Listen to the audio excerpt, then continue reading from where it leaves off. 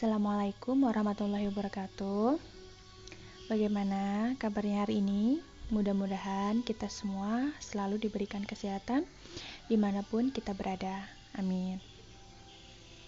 Sebelum memulai pelajaran hari ini, izinkan Ibu untuk memperkenalkan diri terlebih dahulu.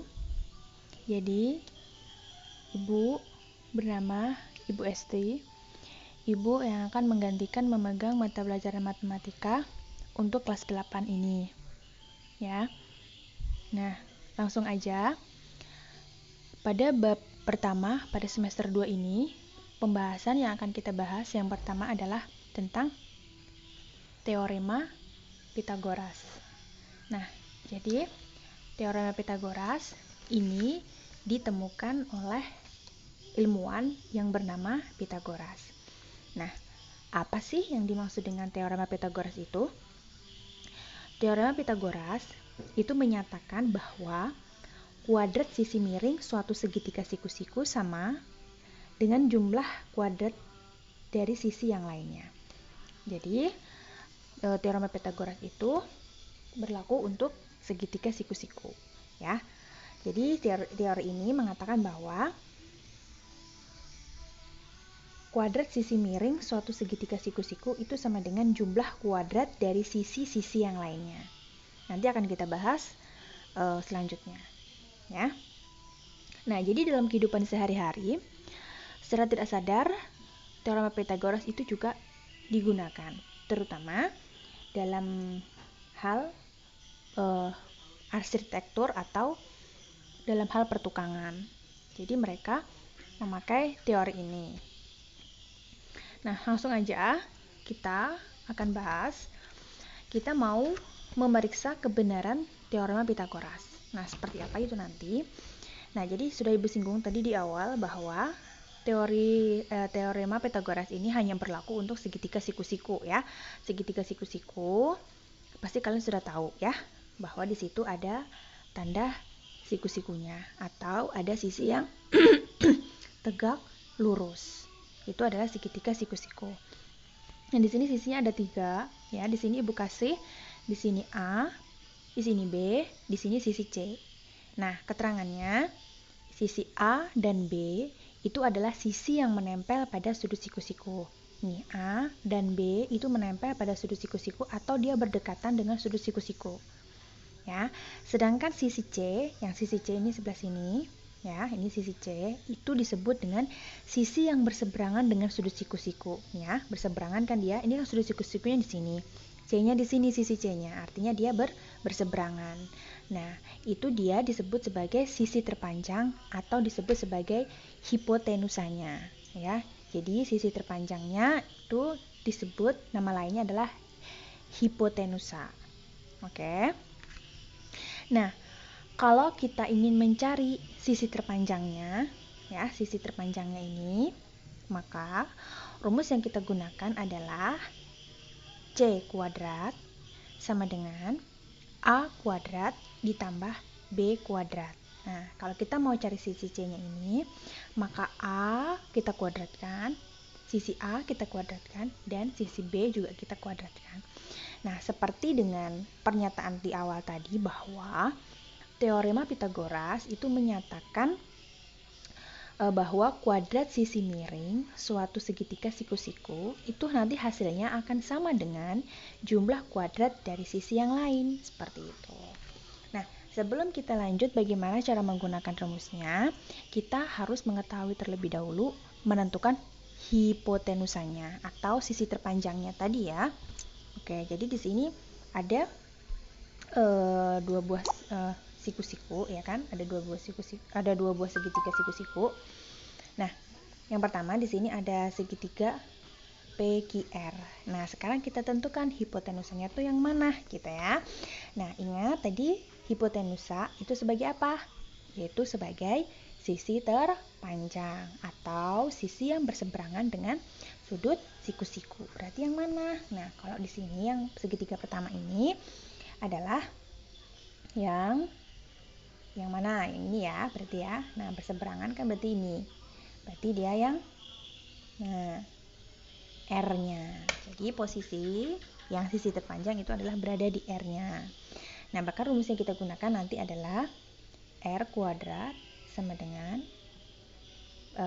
sisi yang lain ya, sama dengan P kuadrat ditambah dengan Q kuadrat. Jadi seperti itu nanti rumusnya. Jadi nggak usah berpatokan sama yang rumus ini tadi. Ini kan hanya dikasih nama A, B, C begitu. Tapi kita harus tahu maksudnya dulu gitu. Nah, sekarang untuk segitiga yang satunya yaitu segitiga KLM. Nah, hipotenusanya yang mana? Nah, ingat tadi hipotenusa itu adalah sisi terpanjang. Terus dia berseberangan dengan sudut siku-siku. Ya, maka yang mana? Ya, berarti yang mana? Nah, ini ya, berarti yang K gitu. Yang berdekatan berarti L sama M. Nah, misalnya yang dicari nanti hipotenusanya, ingat yang berseberangan dengan sudut siku-siku. Nah, maka rumus yang kita gunakan nanti adalah K kuadrat sama dengan L kuadrat ditambah M kuadrat. Jadi seperti itu. Ini nggak usah berpatokan sama abjad-abjadnya ya. Intinya, jika kita itu mau mencari hipotenusanya, itu kita tinggal menambahkan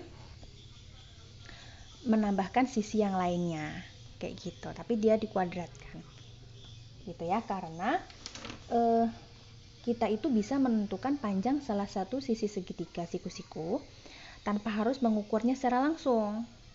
Nah, tapi dengan catatan yang penting kedua sisi yang lainnya itu sudah diketahui. Nah, sisi yang lainnya itu sudah diketahui, maka kita bisa mencari sisi yang hipotenusanya tadi. Seperti itu.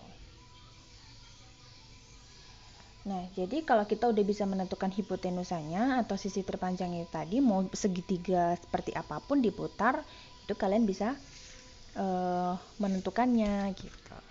Ya. Oke. Nah, sekarang kita langsung aja ke contoh ya. Langsung aja ke contoh. Nah, contoh yang pertama, nah bisa kalian lihat di sini ada satu buah segitiga siku-siku dengan panjang sisi di sini 3 cm, di sini 4 cm, dan ini kita kasih simbol X karena di situ dia belum diketahui. Nah, artinya yang dicari berarti apa? Nah, dia berseberangan sama sudut siku-siku. Berarti apa tuh yang dicari? Iya, betul sekali. Yang dicari adalah hipotenusanya atau sisi terpanjangnya. Nah, tadi rumusnya yang mana?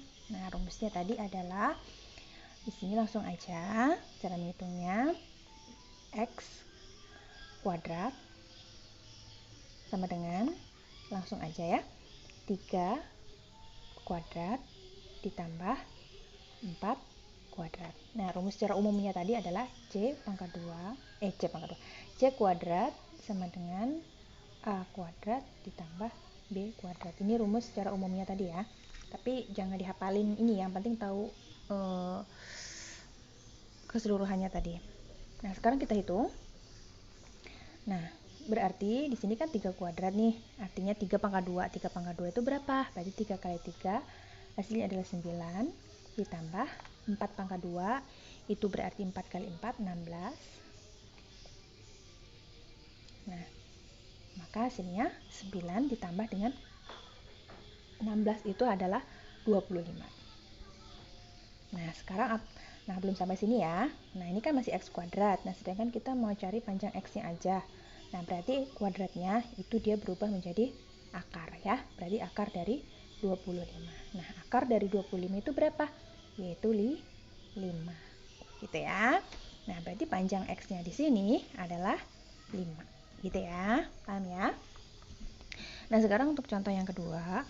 Nah, contoh yang kedua di sini adalah masih segitiga siku-siku karena teori Pitagoras itu hanya berlaku untuk segitiga siku-siku. Nah, di sini untuk sisi di sininya itu 8 cm, sisi di sininya adalah 10 cm dan di sini adalah X. Nah, sekarang apakah yang kedua ini yang dicari adalah hipotenusanya atau sisi terpanjangnya tadi, ya? Nah, kalau kita sisi terpanjang tadi adalah yang berseberangan dengan sudut siku-siku. Ternyata di sini udah ada 10 cm, berarti bukan hipotenusanya yang dicari ya. Nah, yaitu sisi yang lainnya. Nah, bagaimana mencarinya? kan? Masih dengan rumus yang sama ya. Kita tulis rumus secara umumnya kan ini tadi.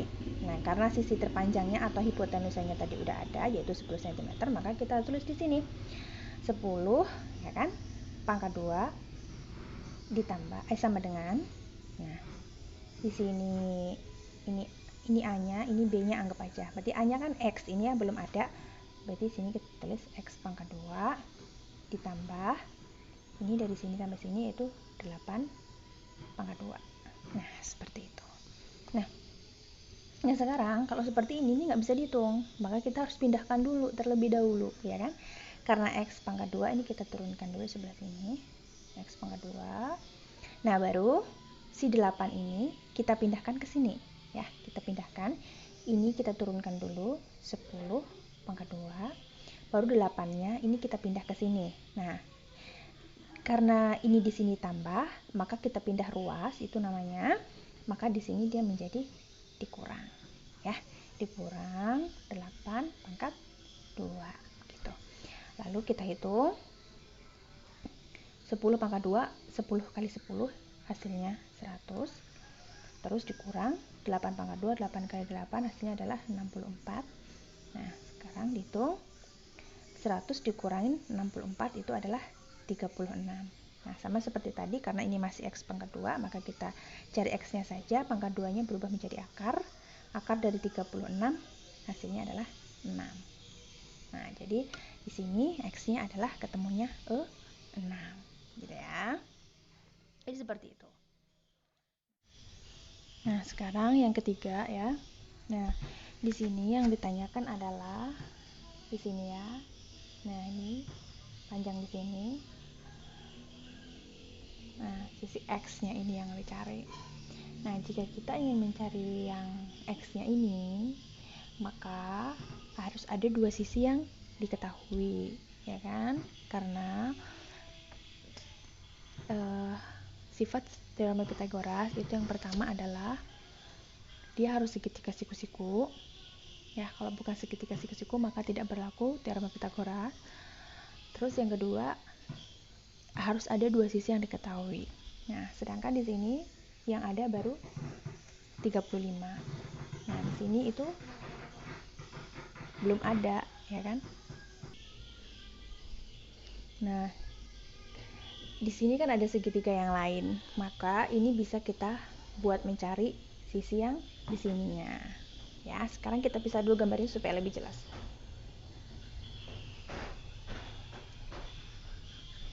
Di sini 13, di sini 5, di sini X, ya, untuk mencari yang ini ya. Maka nanti kita bisa menemukan yang segitiga yang ini. Di sini 35, di sini kita belum tahu. Nah, ini yang harus kita cari nanti.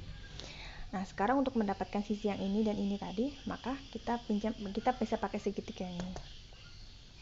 Nah, apakah hipotenusanya yang dicari? Coba kalian perhatikan. Sisi yang berseberangan, ada nggak angkanya? Oh, ada. Berarti bukan hipotenusanya ya yang dicari ya. Berarti kita masukkan 13 pangkat 2 sama dengan 5 pangkat 2 ditambah X pangkat 2. Sama dengan yang tadi. Berarti ini kita pindah ke sini ya. Ini X pangkat 2, ini 13 pangkat 2. Ini tambah, maka pindah ke sini dia jadi kurang 5 pangkat 2. Nah, kita kuadratkan. 13 pangkat 2 itu berapa? Berarti 13 kali 13 itu hasilnya adalah 169. Dikurang dengan 5 pangkat 2 adalah 25. X pangkat 2. Nah, lalu kita kurangkan ya. 169 dikurang dengan 25 itu adalah 144. Nah, untuk mendapatkan X, maka X kuadratnya kita jadikan akar. Akar 144 adalah 12. Ya, tentu kalian sudah ingat ya bagaimana cara mencari akar, karena di SD itu sudah dibahas tentang bagaimana mencari akar kuadrat dari suatu bilangan. Kayak gitu. Nah, sekarang kita udah tahu nih, ternyata sisi yang di sini itu adalah 12. Gitu ya, 12. Karena dia berhimpit di sini tadi, kalau di sini udah ketemu 12 nih, Ya kan? Sini udah ketemu 12, maka ini juga 12. Nah, sekarang kita bisa nih sekarang mencari yang ini tadi, yang X ini tadi. Nah, apakah X itu adalah hipotenusa? Kita lihat nih, berseberangan nggak dia? Oh, ternyata iya. Berarti kita masukkan X pangkat 2 sama dengan kita masukkan angka yang lain, 12 pangkat 2 ditambah 35 pangkat 2. Kita hitung. 12 pangkat 2 adalah 144. 35 pangkat 2 adalah 1225. Kita tambahkan 144 ditambah 1225 adalah 1369. Nah, maka untuk mendapatkan X-nya adalah akar dari 1369. Kalian cari berapa kali berapa yang hasilnya 1369. Hasilnya adalah 37. Oke, berarti hasil X-nya di sini adalah 37 cm. Seperti itu ya. Mudah-mudahan dapat dipahami. Jika belum paham, belum terlalu paham, bisa tanyakan kepada ibu ya. Mungkin cukup ini saja contoh dari ibu. Kurang lebihnya ibu mohon maaf. Assalamualaikum warahmatullahi wabarakatuh.